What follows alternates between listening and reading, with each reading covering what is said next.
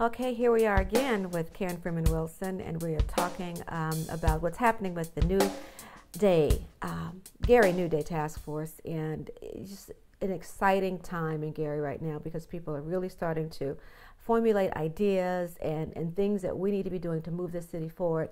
And so this coming week, we have coming up the Arts and Cultural Committee, the Health and Human Services Committee's meeting, as well as Green Urbanism. So, Karen, let's talk a little bit about the Arts and Culture Committee and what's happening there.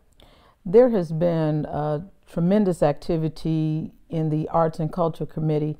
They've looked at best practices in the state of Michigan and the state of Illinois, and basically what we're trying to do through that activity, we know that Gary is a culturally rich community. We want to get some energy around that cultural activity, that cultural heritage, so that not only will the residents of Gary have an outlet for their cultural and artistic expression, but so that others will see Gary as a place to enjoy arts and culture. Mm-hmm.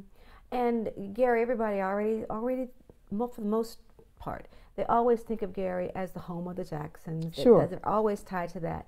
But we bring so many other valuable assets to the table in that arena.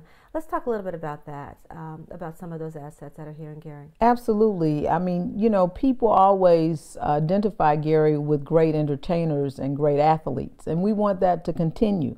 But at the same time, we have tremendous artists, very accomplished artists like Michael Barlow, who is the artist in residence at the DuSable Museum in Chicago. We have a whole host of individuals, Mary Anita Porterfield, who is well known throughout the country for her, I believe it's called, it's looms, I believe. So, I mean, you know, all of that is important to our cultural history, to our artistic history.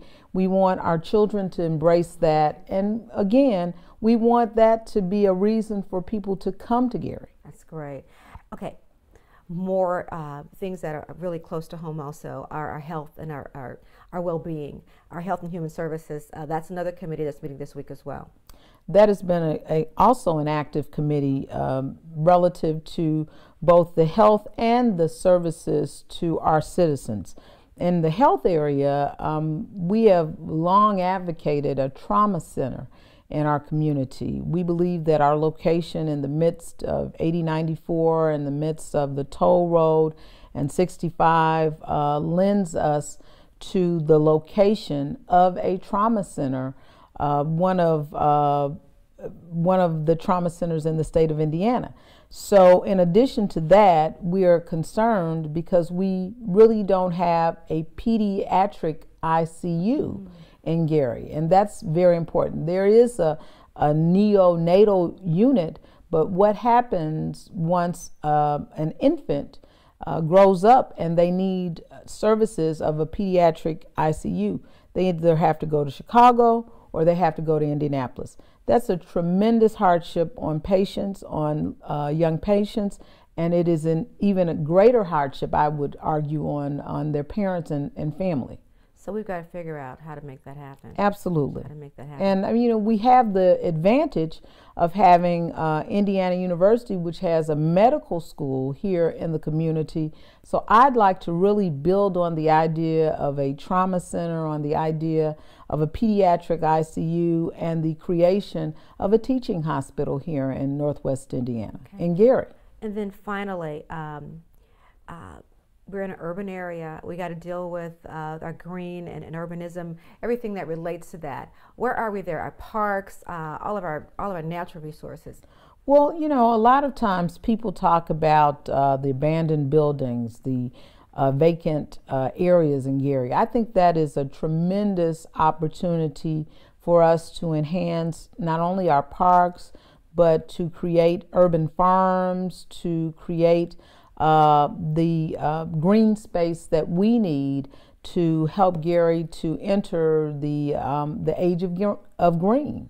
And everything is about the environment now. And certainly we need to teach that in our schools. We need to practice that in government. And we need to practice that as a way of life. I was going to say, building on the way of life, that also is an economic opportunity as well. Sure it is. I mean, in terms of alternative sources of energy, that's a very lucrative area right now. In terms of what we do, in terms of building and how we develop activities and areas. There's a whole green jobs. There's a whole industry that is centered around being environmentally conscious. And it's something, quite frankly, that's new for us, given our close relationship with industry in the past. Mm-hmm. So we have 3 important meetings coming up. We want to talk about arts and culture. That is going to be on Monday the 12th from 4 to 6. Health and Human Services, 4 to 6 the same day. And on the 14th of September, 6 p.m., the Green Urbanism Committee.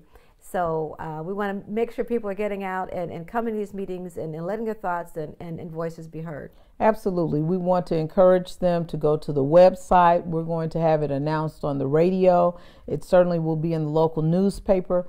But we want folks to come and give their ideas, listen to our discussions, so that this will be a joint venture and not just something that I came up with or people on the committee came up with, but that that is a part of a collective effort.